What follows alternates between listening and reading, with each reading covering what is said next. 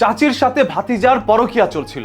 এমন তো অবস্থায় ভাতিজা অন্য জায়গায় বিয়ে করতে চলে যায়। এই খবর পাওয়া মাত্রই চাচি কৌশলে ভাতিজাকে রাত 2টার দিকে ডেকে নিয়ে এসে তাকে লিঙ্গ ছাড়া সিংহ বানিয়ে দেয়। এরপর জীবন রক্ষার্থে ভাতিজা ওইখান থেকে দৌড়ে পালায়। তবে ভাতিজা জুয়েল বলছে, আমি গিয়েছিলাম রাত 2টার দিকে প্রস্রাব করতে, তখন আমার চাচি এসে আমার ওইটা কেটে দেয়। জুয়েলের এই বক্তব্য আপনার কাছে কি মনে হচ্ছে? যে জুয়েল 1 মাস আগে ওমান থেকে বাংলাদেশে এসেছিল, এসেই চাচির সাথে পরকীয়া প্রেমে লিপ্ত হয়ে যায়। আর তার চাচা মারা গিয়েছে অনেক বছর আগে। সেই সুযোগটা নেওয়ার জন্যই জুয়েল তার চাচির বাসায় যেত এবং তাকে বিয়ের প্রলোভন দেখিয়ে তার সাথে পরকীয়া করত। 1 দিন নয়, 2 দিন নয়, যেন দীর্ঘদিন ধরে এই পরকীয়া করে আসছিল জুয়েল। কিন্তু সেই জুয়েল আবার পারিবারিক ভাবে অন্যদিকে বিয়ের প্রস্তুতি নেয়। আর এই খবরটি চলে আসে চাচির কানে, যে চাচিকে বিয়ে করার কথা বলেই তার সাথে পরকীয়া করত জুয়েল। এরপর চাচি আর কি করবে, জুয়েলকে রাত 2টার দিকে ডেকে নিয়ে আসে আবারও সহবাস করার জন্য। জুয়েলও রাত 2টার দিকে দৌড়ে চলে আসে।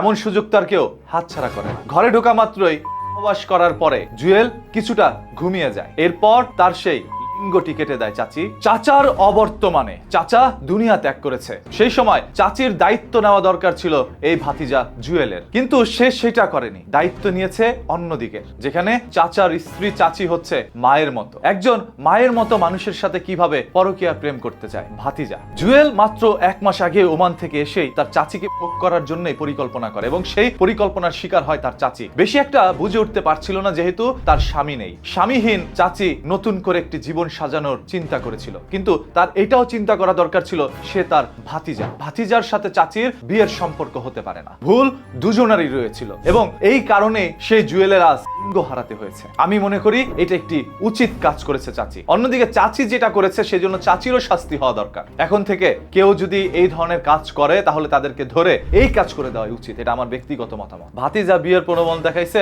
আর আপনি তার সাথে শুয়ে পড়েছেন। সর্বশেষ, আমাদের দেশে কেন পরকীয়ার মাত্রা এরকম প্রকট আকার ধারণ করছে সেটা নিয়ে আপনাদের কাছে কি মনে হয় আপনি একটু কমেন্ট করে জানান এবং আপনার ঘরে থাকার সেই বউকে একটু খেয়াল রাখেন, না হলে ভাতিজা, ভাগিনা, পাশের বাড়ির ভাবির জামাই এবং যেই কোনো ছেলেই করতে পারে আপনার স্ত্রীকে। কারণ এখনকার ম্যাক্সিমাম নারীদের এক পুরুষ দিয়ে হয় না, সেটার প্রমাণ আমরা প্রতিনিয়ত পাচ্ছি। এরকম একটি ঘটনা ঘটে গিয়েছে নোয়াখালীতে। ভাই, নোয়াখালীর খবর প্রতিদিন একটা না একটা আছেই, পরকীয়া আর পরকীয়া। একটি কথা বলে শেষ করি, যারা প্রবাসে থাকেন তাদের স্ত্রীরাই কেন পরকীয়া প্রেমে লিপ্ত হচ্ছে? যদি হাদিস মানেন, কোরআন মানেন, তাহলে এইভাবে আপনার স্ত্রী পরকীয়ায় লিপ্ত হবে না আর আপনিও স্ত্রীকে ছেড়ে বছরের পর বছর প্রবাসে কাটাবেন না। প্রতিদিনের এই ধরনের ঘটনা, দুর্ঘটনা, লুকোনো সত্য জানার জন্য চোখ রাখুন নিউজ কিতে। পেজটাকে এখনই ফলো করে দিন।